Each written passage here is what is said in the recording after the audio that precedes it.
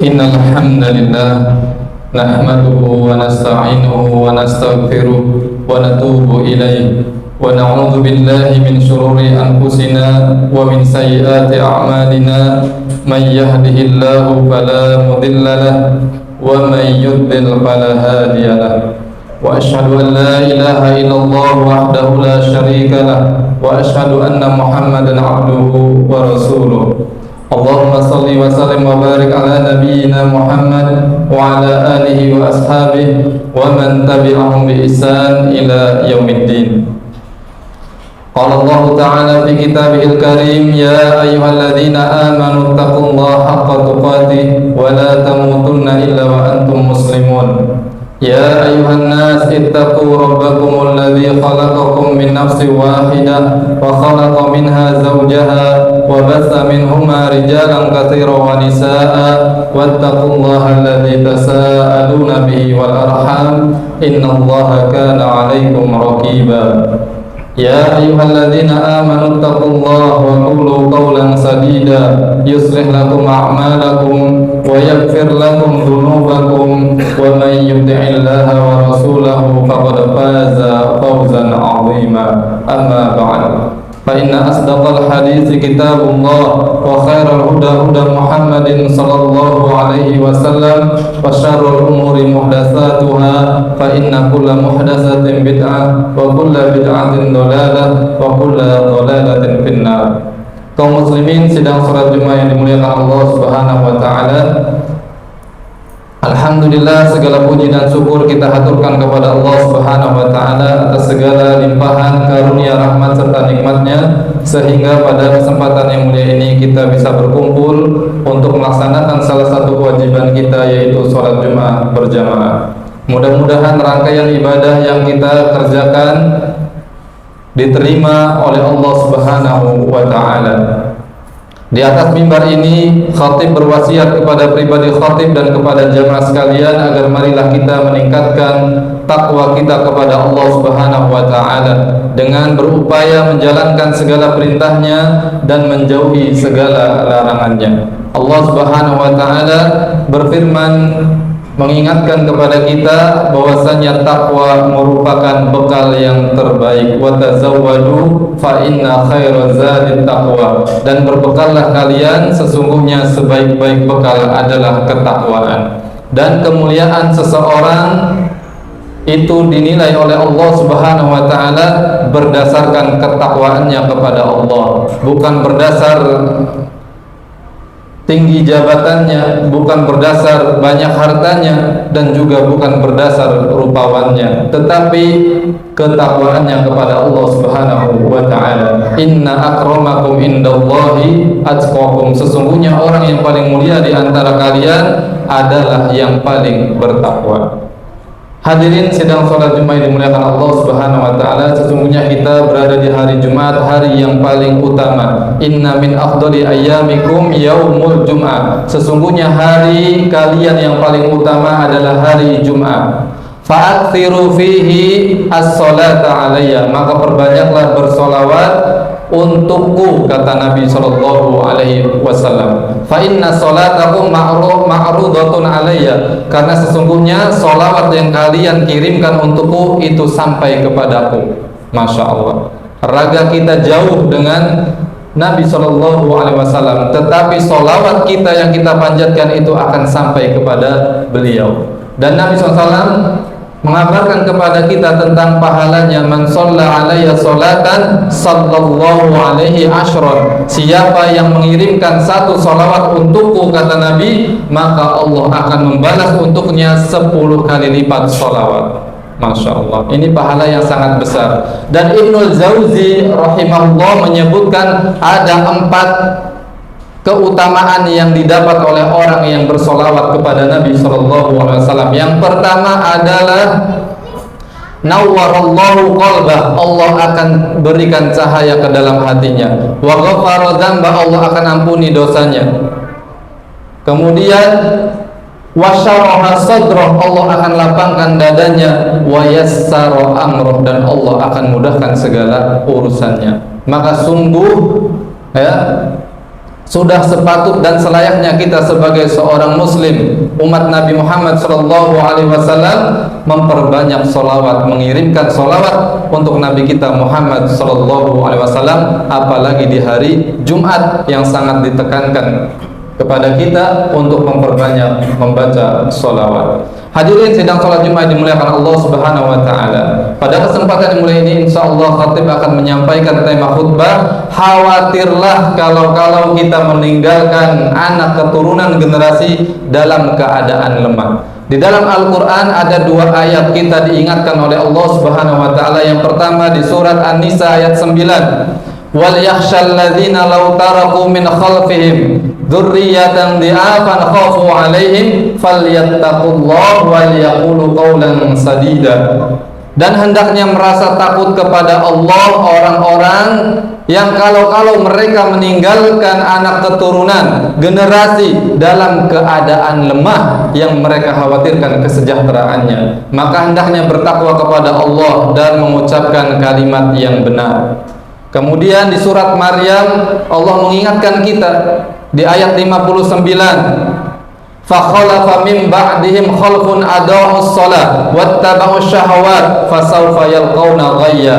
Maka akan datang generasi setelah mereka, yaitu orang-orang yang menyia-nyiakan salat, memperturutkan hawa nafsu, dan mereka akan terjerumus pada jalan kesesatan. Waliyadzubillah. Dua ayat ini menjadi peringatan bagi kita semua kaum muslimin, terutama kita sebagai seorang ayah kepala rumah tangga, memiliki tanggung jawab yang besar terhadap anak-anak kita yang telah Allah titipkan kepada kita.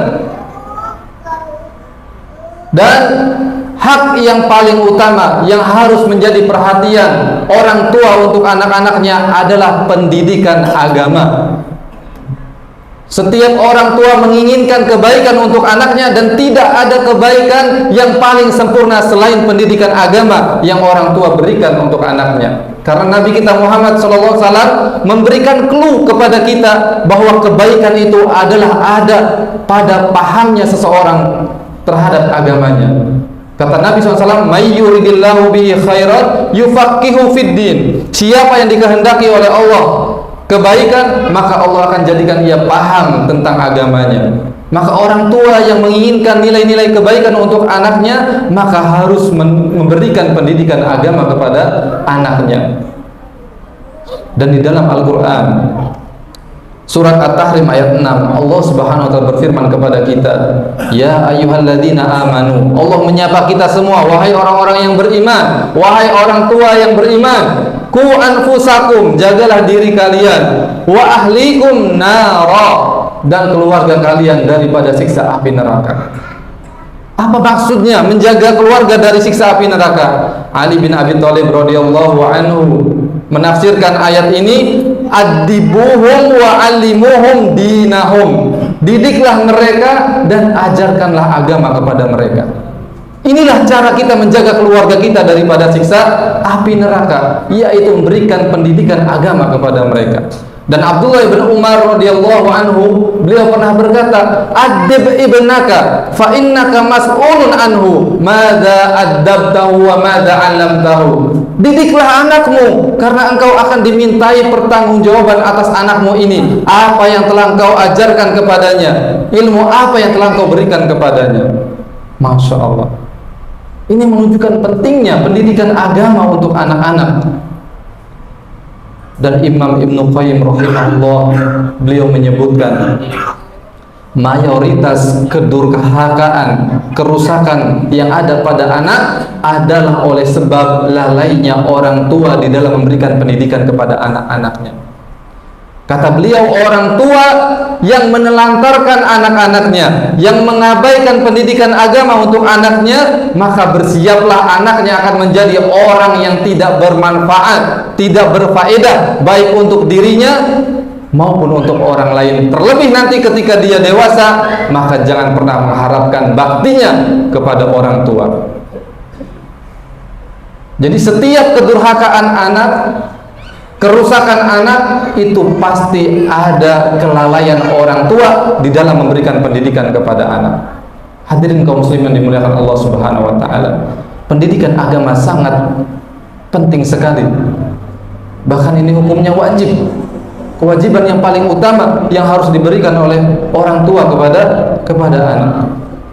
Dan ada kisah yang sangat luar biasa, Bapak-bapak yang dimuliakan Allah Subhanahu wa taala.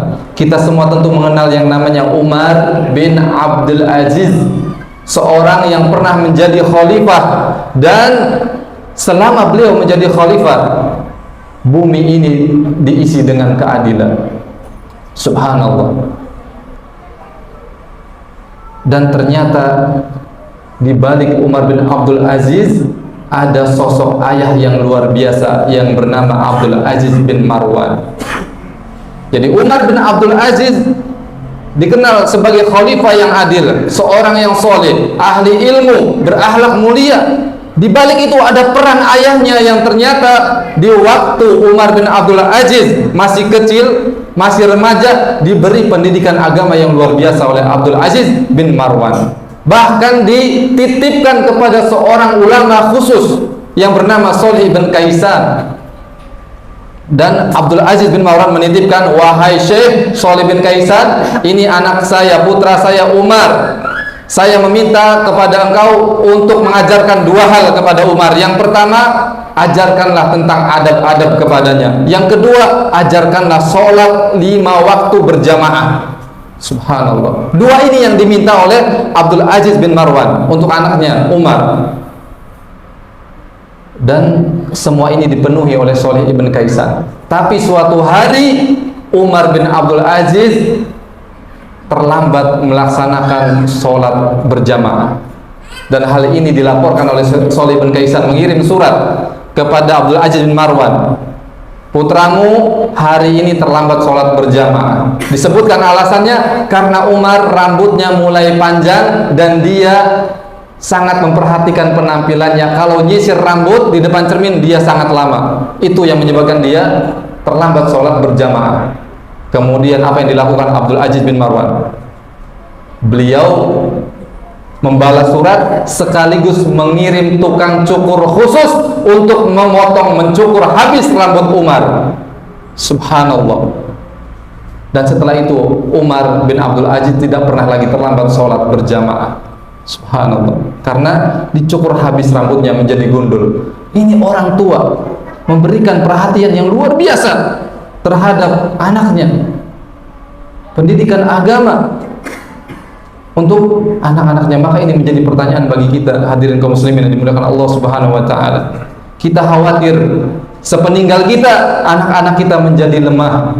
Anak-anak kita menjadi orang-orang yang mudah terbujuk rayu dengan segala propaganda. Di sana banyak paham-paham yang menyimpang. Maka penting bagi para orang tua untuk memberikan pendidikan agama, menguatkan anak-anak kita untuk mengenal Allah Subhanahu wa taala, mengenal Rasulnya, dan juga mengenal agamanya. Aqulu qouli hadza wa astaghfirullah li wa lakum fastaghfiruhu innahu huwal ghafurur rahim.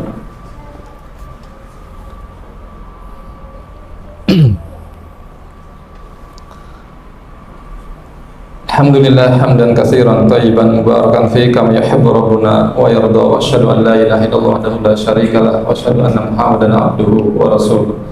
Amma ba'd. Kaum muslimin sedang salat Jumat dimuliakan Allah Subhanahu wa taala. Ada pepatah Arab yang mengatakan kaifa yastaqimu adzillu wa 'uduhu a'waj. Bagaimana suatu bayangan itu bisa lurus jikalau kayunya bengkok. Nah, ini renungan bagi kita para orang tua yang menginginkan anak-anak kita menjadi anak-anak yang soleh, anak-anak yang hebat di masa depan. Tetapi ternyata kita tidak memberikan pendidikan yang baik untuk anak-anak kita. Bagaimana anak-anak kita bisa menjadi lurus kalau kita memberikan pendidikan yang bengkok? Dan kemudian yang menjadi hal yang penting juga, hadirin kaum muslimin sedang salat Jumat dimuliakan Allah Subhanahu wa taala.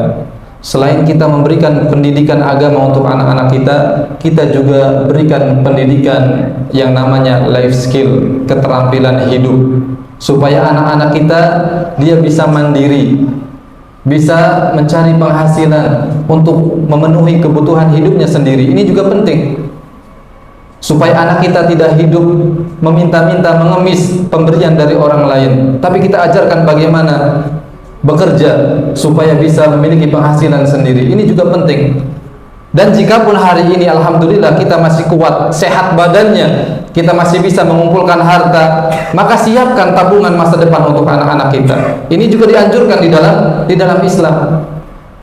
Nabi SAW di dalam hadis yang sahih diriwayatkan oleh Imam Bukhari Muslim pernah menjenguk seorang sahabatnya yang bernama Sa'ad bin Abi Waqqas yang sedang sakit, dan Sa'ad bin Abi Waqqas merasa sakitnya ini akan membawanya pada kematian. Sehingga ketika Nabi SAW menjenguknya, Sa'ad bin Abi Waqqas kemudian berkata kepada Nabi, "Ya Rasulullah, inni dzumalin wala yarisuni illa ibnah." Wahai Rasulullah, sesungguhnya aku ini orang yang punya harta banyak, tetapi tidak ada yang mewarisi dariku kecuali putriku saja seorang. Afatasaddaqu bisulusai mali? Bolehkah aku berwasiat, aku bersedekah dengan 2/3 hartaku? Kata Rasulullah SAW, la, tidak boleh. Fasyater, setengahnya ya Rasulullah. Kata Rasulullah, la, jangan. Kemudian kata Sa'ad bin Abi Waqqas, as-sulus. Kemudian kata Rasulullah, as-sulus was-sulusu katsir. Sepertiga itu masih banyak. Tapi ini kemudian yang para ulama memberikan batasan bahwa orang tua ketika dia mau meninggal, maka tidak boleh berwasiat hartanya disedekahkan atau diwakafkan untuk keluar, tidak boleh lebih dari 1/3. Apa alasannya? Nabi menyebutkan karena anak-anak kita, ahli waris kita, mereka berhak untuk mendapatkan harta kita lebih banyak. Kata Nabi SAW kepada Sa'ad bin Abi Waqqas, innaka antadhara dzurriyyataka agniya khairun lahum min antadharhum alatan yatakaffafuna annas. Sesungguhnya kamu, wahai Sa'ad, orang tua, meninggalkan anak-anakmu dalam keadaan kaya, memiliki harta finansial yang cukup, itu lebih baik bagi mereka daripada mereka hidup. Engkau tinggalkan mereka hidup dalam keadaan miskin, meminta-minta, mengemis daripada manusia. Subhanallah. Ini penting juga menjadi pelajaran bagi kita para orang tua. Kalau kita hari ini masih kuat, sehat, mencari rezeki, cari. Untuk persiapan anak-anak kita siapkan finansial yang cukup untuk kebutuhan hidup mereka, sehingga mereka tidak terlunta-lunta, apalagi di zaman sekarang yang mana hidup serba sulit, banyak orang pengangguran.